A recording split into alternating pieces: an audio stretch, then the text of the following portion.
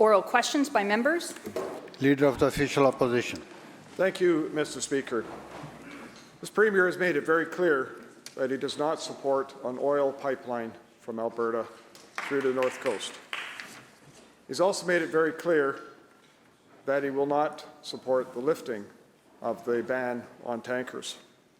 Given that Alberta and the federal government seem to be approaching an agreement to do this, is the Premier prepared to change his position and support a nation-building project?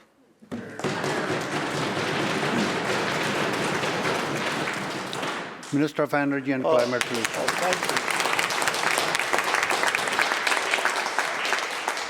Honourable Speaker, the oil tanker ban on the coast protects BC's community and BC's economy. The coastal First Nations have spoken strongly of it. The Premier has. Every member of our caucus supports that oil tanker ban on the North Coast, Honourable Speaker.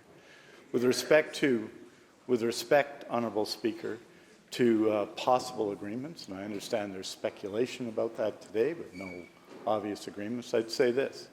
A pipeline across northern BC, a bitumen pipeline, has no proponent, no route, no plan, no possibility of take-or-pay contracts, would be subsidized publicly by tens of billions of dollars. And yes, Honourable Speaker, our position is that we should support nation-building projects like the North Coast transmission line that are in the interests of British Columbia. And I would like the Honourable Leader of the Opposition, whose own riding would benefit from the North Coast transmission line, to stand up in this House and say he supports it.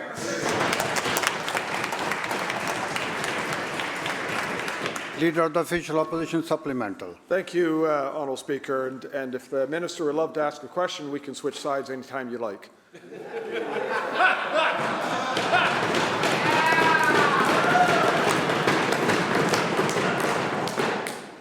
Mr. Speaker, when the Trans Mountain Pipeline was built, this Premier and this government said they would use every tool in the box to stop that project from moving forward. When that project was moved forward and approved, they created delays and cost overruns in the tunes of billions on that project because of their opposition to this, a nation-building project. And now, Mr. Speaker, we are in the same situation where there's a project coming forward, there are First Nations supporting it. We're going to see this come forward in an agreement between Alberta and the Prime Minister with regards to moving oil and a nation-building project. So the question I would have through you to the Premier is this. Does he plan to use every tool in the box to stymie and cost overrun yet another nation-building project?